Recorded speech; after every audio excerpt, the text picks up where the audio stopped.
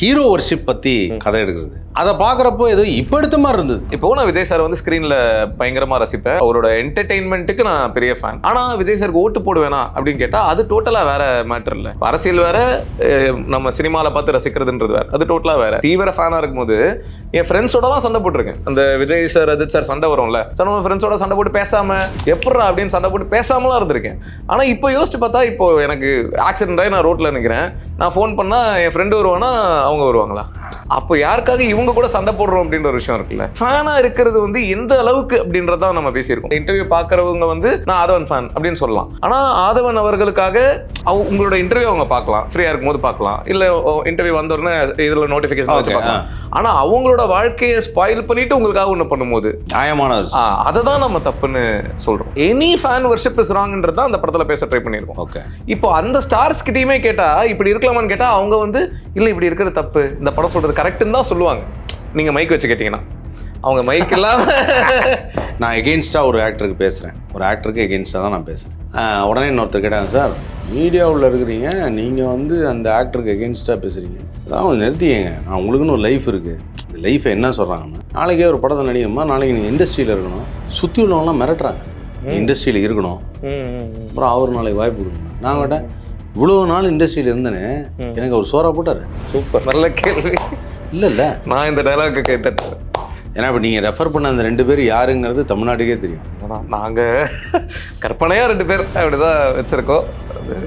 ஏப்பா, ஒருத்தருடைய back shot காமிக்கும் போது அந்த வாய்ஸ் கேட்கும் போது அந்த அப்புறம் நீங்கள் டைலாக்ல வேற வச்சுருக்கீங்க. ஃபோனில் ஒரு சட்டிலாக ஒரு டைலாக் இருந்தது, என்னை பார்த்து யாரும் கேட்டோம்.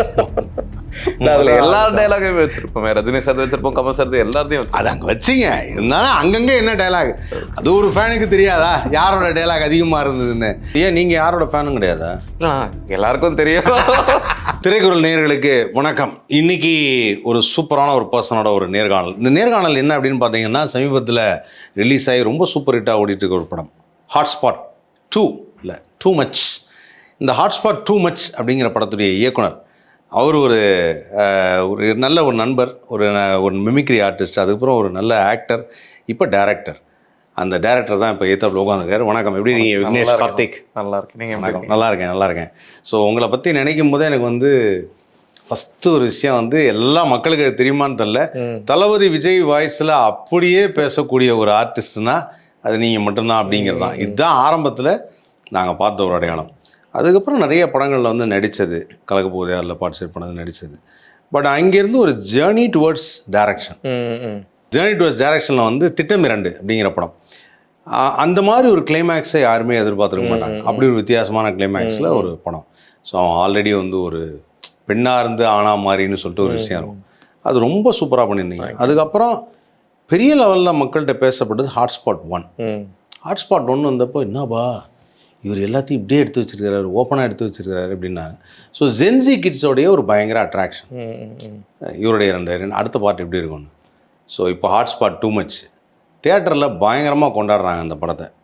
அதுலேயும் குறிப்பாக இந்த படத்தில் வந்து MS பாஸ்கர் அவருடைய அந்த டைலாகும், தம்பிராமையா டைலாகும் எல்லாரும் ரீல்ஸில் ஷேர் பண்ணுறாங்க. தியேட்டரில் பார்த்து அங்கேயே ஸ்க்ரீன்லேருந்தே ரெக்கார்ட் பண்ணி வேற எடுத்து அனுப்புகிறாங்க. அந்த லெவலுக்கு வந்துடுது. இந்த வெற்றி எப்படி இருக்குது? ரொம்ப சந்தோஷமாக இருக்குண்ணா. ஏன்னா ஹாட்ஸ்பாட் 1ல இதை நான் அனுபவிக்கல. ஏன்னா தேட்டரில் கம்மியான ஸ்க்ரீன்ஸ் தான் ரிலீஸ் பண்ணோம், 65 தேட்டர் தான் ரிலீஸ் பண்ணோம். ஓடுன்னு 5 வாரம் தேட்டரில் ஓடிச்சு, நல்ல ரெஸ்பான்ஸ் இருந்தாலும் இப்போ ஒன்று நடக்குதுல்ல, இது 1ல நடக்கல. ஸோ இப்போ இது ஹாட்ஸ்பாட் 1 5 வாரத்தில் எவ்வளோ கலெக்ட் பண்ணுச்சோ அதுக்கு டபுள் தி அமௌண்ட் எங்களுக்கு இந்த முதல் நாளே போடு. ஸோ இப்போ பயங்கர ஹாப்பியாக இருக்குது. செகண்ட் வீக் இன்னும் பயங்கர ஹவுஸ்ஃபுல்லாக போயிட்டுருக்கு. வீக் டேஸே சூப்பராக பண்ணியிருக்கு டிஸ்ட்ரிபியூஷன் சைடில். அது ரொம்ப ரொம்ப சந்தோஷமாக இருக்குது. ஸோ பொதுவாக வந்து ஒரு படத்துக்கு வந்து எல்லாரும் சொல்லுவாங்க, ஒரு புது டேரக்டர் வர்றார் அப்படின்னா அவர்கிட்ட வந்து என்னப்பா கதை சொல்லுவாங்க. கதை சொன்னால் ஏதாவது ஒரு பிளாட் எடுத்துகிட்டு அந்த பிளாட்டை வச்சு ஒரு கதை பண்ணி ஒரு படம் பண்ணுறது வழக்கமாக வச்சுருந்தாங்க. அப்புறம் என்ன பண்ணாங்கன்னா நிறைய பேர் ஷார்ட் ஃபிலிம்ஸ் எடுத்தாங்க. நீங்கள் நிறைய ஷார்ட் ஃபிலிம் பண்ணிருக்கீங்க. வாங்க போய் நீங்கள் என்ன வா போனே கூப்பிடலாம், அதெல்லாம் எனக்கு ஒரு மாதிரி இருக்குது. சரி, ஓகே. ஸோ நீங்கள் நிறைய ஷார்ட் ஃபிலிமும் பண்ணிருக்கீங்க. ஸோ ஷார்ட் ஃபிலிமில் பண்ணும்போது ஒவ்வொன்றும் ஒரு 20 நிமிஷம் ஒரு கதை, 25 நிமிஷம் ஒரு கதை அப்படின்னு வச்சுக்கலாம். இப்போ இந்த மாதிரி படம் வந்து படமாக பண்ணுறப்போ சில பேர் 5-6 ஷார்ட் ஃபிலிம் ஒன்றா பார்க்குறதுனா ஆந்தாலஜி அப்படின்னு சொல்கிறாங்க. பட் இந்த படம் ஹாட்ஸ்பாட் வந்து கம்ப்ளீட் டிஃப்ரெண்ட். ஆந்தாலஜி கூட இல்லை, இந்த ஆந்தாலஜிக்கே ஒரு அடுத்த வேர்ஷன் மாதிரி இருக்கு. இது எப்படி இந்த ஐடியா வந்தது? அதாவதுன்னா ஒரு ப்ரொடியூசர்கிட்ட கதை சொல்றது, இதுதான் ஃபர்ஸ்ட் பார்ட் இருந்தது. செகண்ட் பார்ட்லயும் ஒரு ப்ரொடியூசர்கிட்ட கதை சொல்றது, அந்த கதையை ஒரு சொல்லிட்டு அந்த கதை மூலியமா நமக்கு ஒரு ரிசல்ட்டை தெரிகிறது, அப்படி ஒரு விஷயம். இது நான் வந்து ஹாட்ஸ்பாட் ஒன்லேயே ஒன்று சொல்லணும்னு நினச்சேன், பட் அப்போ எனக்கு நேர்காணல் பண்ணுறதுக்கான வாய்ப்பு கிடையாது.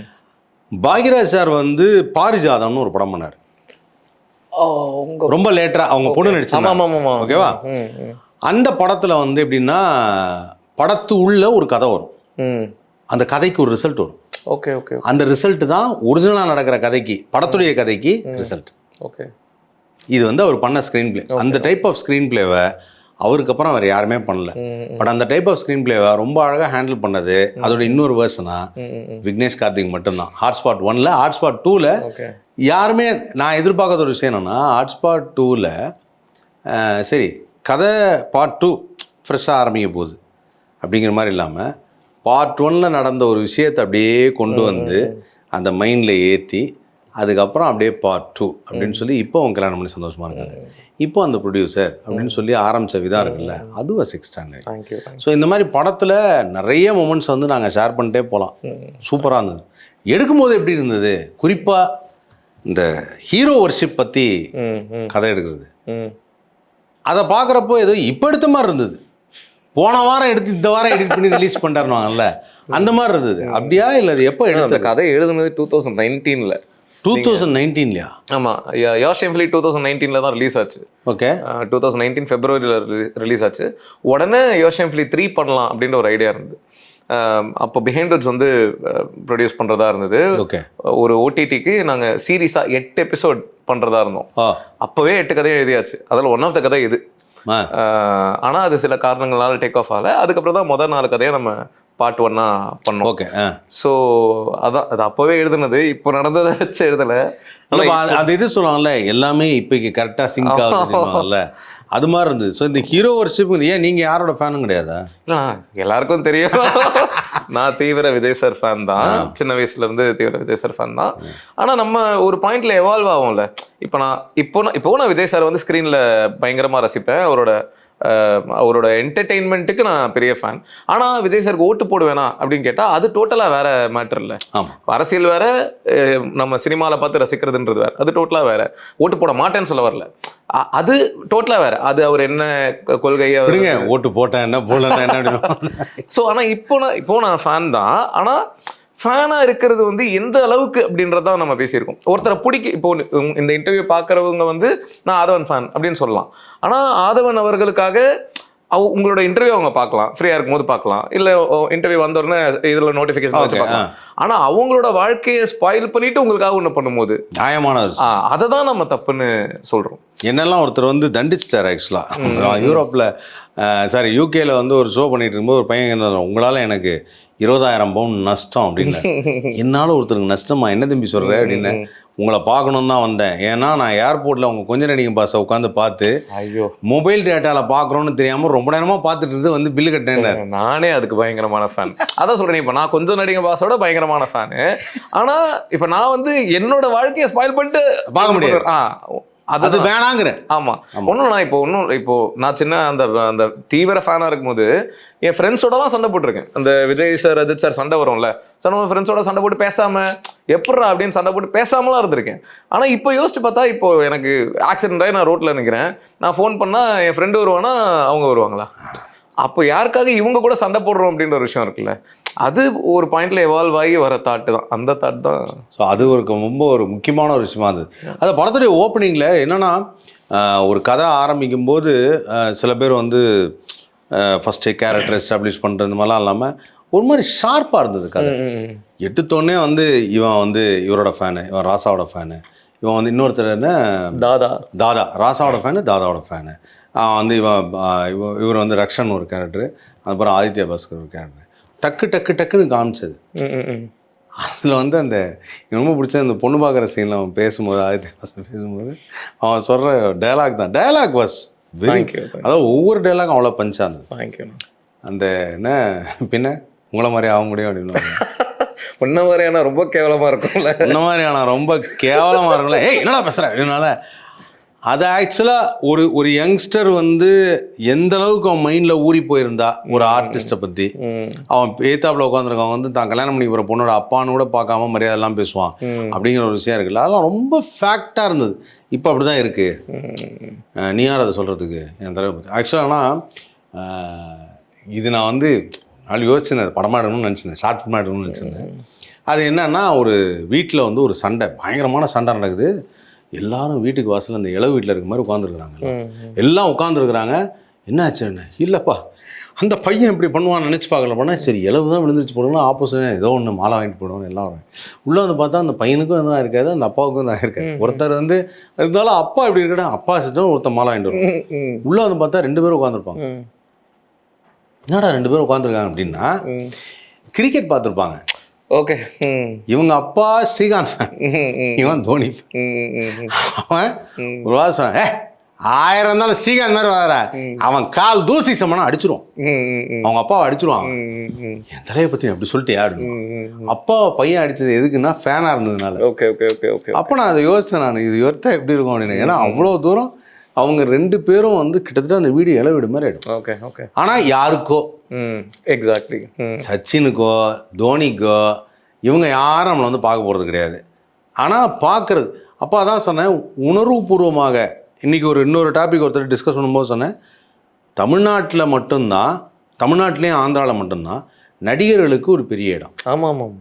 பாலிவுட்லேயே இப்படி கிடையாது. யாருமே அங்கே உள்ள சிஎம் எல்லாம் ஆக முடியாது. வேணா ஒரு முக்கிய மந்திரி ஆகிறதுக்கு வேணா 1-2 பேர் ஆயிருக்காங்க, மற்ற பேர் யாரும் கிடையாது. அப்போ அது வந்து இங்கே மட்டும்தான் அது ஒரு பெரிய ஒரு என்ன சொல்றதுன்னா ஒரு எமோஷனல் கண்டென்ட்டாக மாறும். அதை வந்து பிரேக் பண்ணுறது சாதாரணம் கிடையாது. அந்த 3 கண்டிஷன் உங்களுக்கு எப்படி தோணுச்சு? அந்த கண்டிஷன் இன்னும் பெட்டராக இருந்திருக்கலாம் தான் எனக்கு தோணுது. அதில் அந்த பாலாபிஷேகம் பண்ணுற கண்டிஷன் எனக்கு பிடிச்சிருக்கு. ஐயோ அதெல்லாம் வந்து பயங்கர, அதுக்கு எனக்கு என்னன்னா, ஆஸ் அ ஒரு டைரக்டராக நான் பார்த்து வியந்த ஒரு விஷயம், ஒரு விக்னேஷ் கார்த்திக்குடைய பொட்டன்ஷியல் என்னங்கிறது வியந்த விஷயம் என்னன்னா, அந்த பாலாபிஷேகம் கேரக்டருக்கு அந்த அம்மா சொல்கிறாங்க, அந்த ஒய்ஃப் சைக்கிள், அவன் சைக்கிளில் இருந்தால் கீழே விழுந்துருவான்னு சொல்லி கார் வாங்கி கொடுத்தீங்கிறாங்கல்ல, அப்போ தான் அந்த சீன் நிற்கிது. தான் புள்ள எவ்வளோ முக்கியங்கிறத நிற்கிது. ஆனால் உண்மையிலேயே படம் ரிலீஸ் ஆகும்போது நிறைய பேர் பஸ் மேலே கீழே செத்துருக்காங்க, கிளாஸ் உடஞ்சி, பைக் ஆக்சிடென்ட்ல எல்லாம் போயிருக்கிறாங்க. இது நடந்திருக்கு, நடந்ததும் அதில் அதை ரிஃப்ளெக்ட் பண்ணுற விதமாக ஒன்று எடுத்தீங்களா, அது ரொம்ப சூப்பர். அண்ட் எம்எஸ் பாஸ்கர் அதை சொல்லும்போது அவர் என்ன சொன்னார்? எதுவுமே சொல்லணும். நான் கூட அவர் ஏதாவது கேட்பாரு, ஏதாவது இல்லைப்பா கொஞ்சம் அப்படிலாம் சொல்லுவாருன்னு நினச்சேன். அவர் எதுவுமே சொல்ல, கேட்ட உடனே நல்லா இருக்கு பண்ணிடலாம் அப்படின்ட்டார். இல்லை சில பேர் வந்து நான் வந்து அந்த ஹீரோலாம் நடிக்கணும்ப்பா, நிறையா நடிக்க வேண்டியது, அந்த மாதிரி எதுவுமே சொல்லல. ஏன்னா இப்போ நீங்கள் ரெஃபர் பண்ண அந்த 2 பேர் யாருங்கிறது தமிழ்நாட்டுக்கே தெரியும். இல்லைண்ணா, நாங்கள் கற்பனையாக 2 பேர் அப்படிதான் வச்சுருக்கோம். அது ஏப்பா ஒருத்தருடைய பேக் ஷாட் காமிக்கும் போது அந்த வாய்ஸ் கேட்கும் போது அந்த அப்புறம் நீங்கள் டைலாக்ல வேறு வச்சுருக்கீங்க, அங்கங்கே அந்த பசங்க பேசுகிற டைலாக்கு எல்லாத்தையும் வச்சுருக்கீங்க, அதெல்லாம் கேட்கும் போதே எல்லாத்தையும் தெரியுது. அப்போது ஒருத்தன் வந்து அந்த ஆக்சுவலாக என்ன எம்எஸ் பாஸ்கர் வந்து அது ஃபோனில் ஒரு சட்டிலாக ஒரு டைலாக் இருந்தது, என்னை பார்த்து யாருன்னு கேட்டோம், அதில் எல்லா டைலாகையும் வச்சிருப்போம், ரஜினி சார் வச்சிருப்போம், கமல் சார் எல்லாத்தையும் வச்சு அது அங்கே வச்சிங்க. இருந்தாலும் அங்கங்கே என்ன டைலாக் அது ஒரு ஃபேனுக்கு தெரியாதா யாரோட டைலாக் அதிகமாக இருந்ததுன்னு? அது வைக்கிறதுக்கு எப்படி உங்களுக்கு அந்த தாட் ப்ராசஸ் இருந்தது? இப்போ சில பேர் சொல்லுவாங்க, சரி இன்றைக்கி வந்து நான் ஓப்பனாக சாதாரணமாக சொல்கிறேன், இப்போ நான் வந்து நான் எகெயின்ஸ்டாக ஒரு ஆக்டருக்கு பேசுகிறேன், ஒரு ஆக்டருக்கு எகெயின்ஸ்டாக தான் நான் பேசுகிறேன். உடனே இன்னொருத்தர் கேட்டாங்க, சார் மீடியாவில் இருக்கிறீங்க, நீங்கள் வந்து அந்த ஆக்டருக்கு எகெயின்ஸ்டாக பேசுகிறீங்க, அதான் கொஞ்சம் நிறுத்திக்கங்க, நான் உங்களுக்குன்னு ஒரு லைஃப் இருக்குது. அந்த லைஃப்பை என்ன சொல்கிறாங்கன்னா, நாளைக்கே ஒரு படத்தை நடிக்கணுமா, நாளைக்கு நீங்கள் இண்டஸ்ட்ரியில் இருக்கணும், சுற்றி உள்ளவங்களாம் மிரட்டுறாங்க, இண்டஸ்ட்ரியில் இருக்கணும், அப்புறம் அவர் நாளைக்கு வாய்ப்பு கொடுக்கணும். நான் கேட்டேன், இவ்வளோ நாள் இண்டஸ்ட்ரியில் இருந்தேனே, எனக்கு அவர் சோறா போட்டார். சூப்பர், நல்ல கேள்வி. இல்லை நான் இந்த டைலாக்கு கை தட்டுறேன். இல்லை உண்மை தானே, யாருமே வேணா டிபெண்ட் ஆகணும். ஏன் இந்த மாதிரி ஒரு மிரட்டணும், ஏன் இந்த மாதிரி சொல்லணும்?